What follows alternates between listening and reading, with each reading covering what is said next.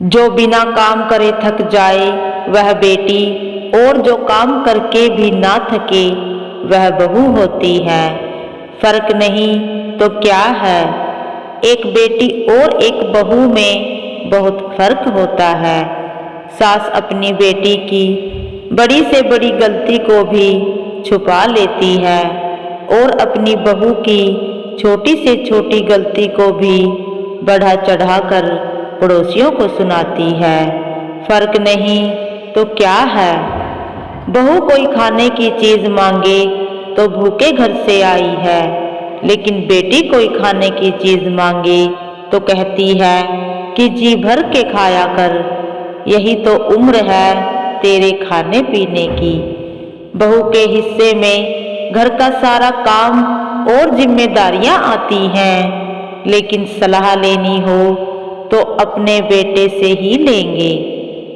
सास चाहती है कि उसकी बेटी ससुराल में राज करे, रानी की तरह रहे, उसे कोई काम ना करना पड़े, और अपनी बहू से चाहती है कि वह नौकरानी की तरह घर का सारा काम करे, कोई सवाल जवाब ना करे। घर के सारे लोग इकट्ठे होकर बातचीत करते हैं, हंसते हैं, लेकिन अचानक से आ जाए तो सब बात करते करते चुप हो जाते हैं और बहू को चाय बनाने के लिए भेज देते हैं। यह फर्क नहीं तो क्या है, अपनी बेटी की खुशी के लिए एक सास हजारों दुआएं मांगती है, लेकिन अपनी बहू को न जाने कितनी गालियां और बद्दुआएं देती है। बेटियों की सिर्फ अच्छाइयाँ होती हैं और बहुओं की सिर्फ बुराइयाँ। फर्क नहीं तो क्या है, बहू ऐसी चाहिए जो घर का सारा काम करे, और बेटी के लिए ससुराल ऐसा चाहिए जहाँ उसे कोई काम ना करना पड़े, दामाद उसे रानी की तरह रखे। सास को अपनी बेटी पर सबसे ज़्यादा विश्वास होता है और बहू की बातों पर कौड़ी भर का भी विश्वास नहीं करती। दामाद अगर बेटी की तारीफ करे तो उसे लाखों में एक कहा जाता है, और अगर बेटा बहू की तारीफ करे तो उसे जोरू का गुलाम कहा जाता है। फर्क नहीं तो क्या है, लोग अपनी बेटी को शेरनी और बहादुर बनाना चाहते हैं, लेकिन बहू ऐसी चाहिए जो बिल्कुल गाय जैसी हो, जिसके मुंह में जुबान ना हो और ना पलट कर जवाब दे सके। बेटी की तबीयत खराब हो जाए तो कहेंगे बेटी तुम लेट जाओ, आराम करो, लेकिन बहू की तबीयत खराब हो जाए तो कहेंगे इसका तो रोज का काम है। बहू को चाहे बुखार हो जाए, सर दर्द हो जाए, भले ही चक्कर आकर गिर पड़े, काम तो वही करेगी, चाहे दवाई लेकर करे या फिर इंजेक्शन लगवाकर।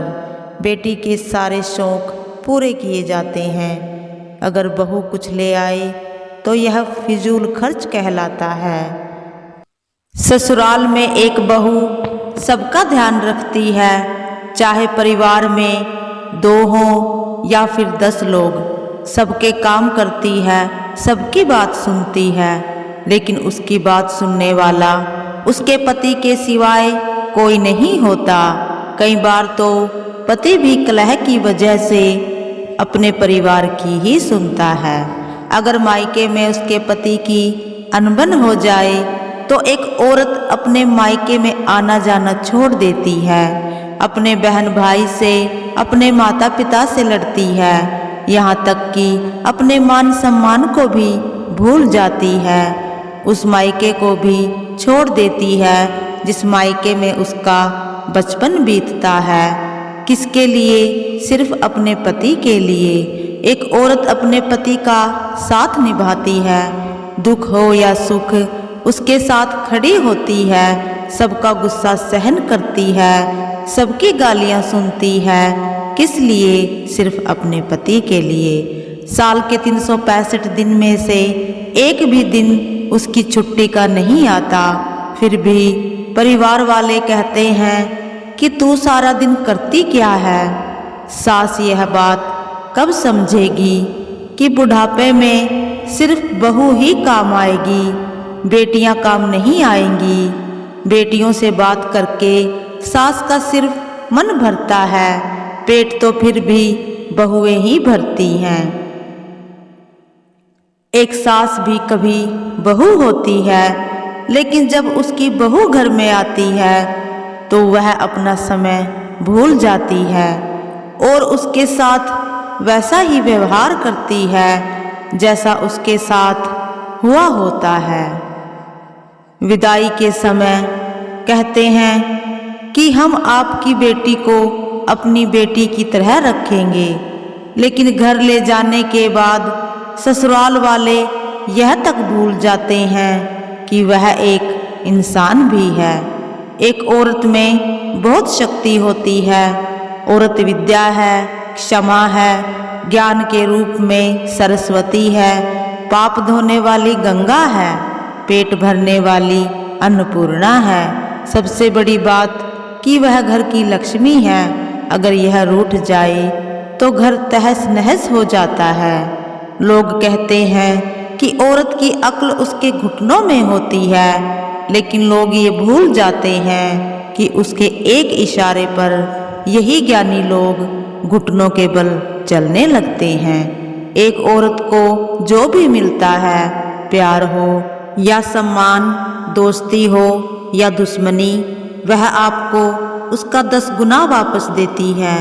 घर के सारे काम मुस्कुराते हुए करती है, बड़े बुजुर्गों का पूरा दिन ध्यान रखती है। ऐसी स्त्री सौभाग्य से मिलती है। एक अच्छी पत्नी अपने पति की सलाहकार होती है, उसकी अच्छी दोस्त होती है, उस जैसा हमदर्द और कोई नहीं होता। यह सभी बातें सच हैं या नहीं, अपनी राय दें। अगर वीडियो अच्छी लगे तो वीडियो को लाइक करें, चैनल को सब्सक्राइब करें।